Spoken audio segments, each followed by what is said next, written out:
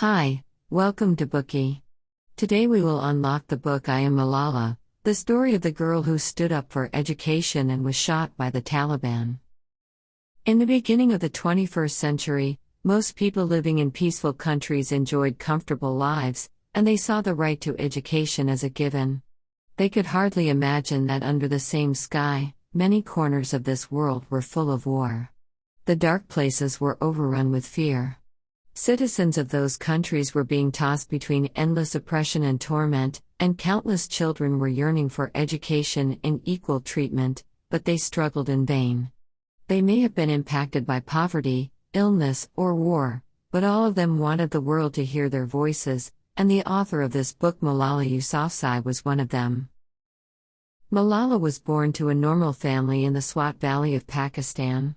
When frequent terrorist activity broke out in Pakistan, and an anti-government organization, the Taliban, controlled their small village in the Swat Valley, she refused to be silent.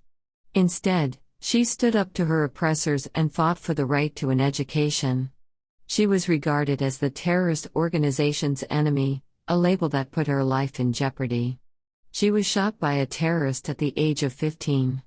After miraculously surviving, she became the youngest person to ever win the Nobel Peace Prize at the age of 17.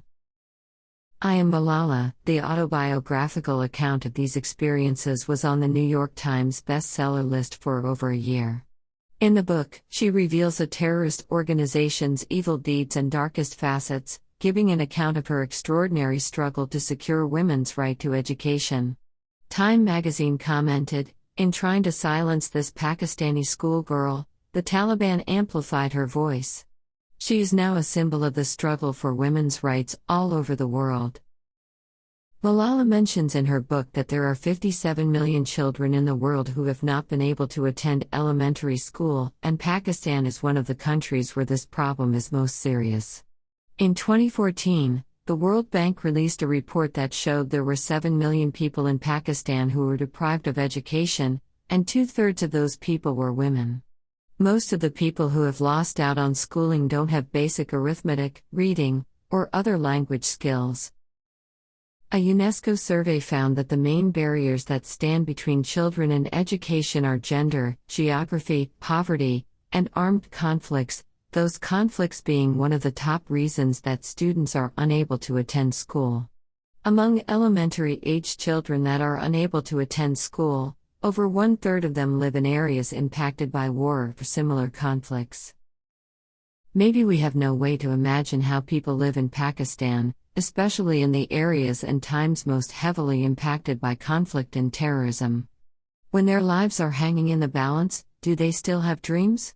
When facing hardships, do they choose to be resigned to their fate, or do they stand up and fight? Do the children learn from their life experiences instead of learning from teachers? All of these questions will be answered after we have finished listening to this bookie. In this bookie, we will see what we can truly gain from Malala Yousafzai in 3 parts. Part 1, a cry for freedom in the face of Taliban terrorists. Part 2, a struggle for education under the oppression of the Taliban. Part 3, a call for world peace after being attacked by the Taliban. Malala Yousafzai was born in a beautiful village in Pakistan's Swat Valley. She belongs to the Pashtun ethnic group that mainly lives among several tribes in the borderlands between Pakistan and Afghanistan.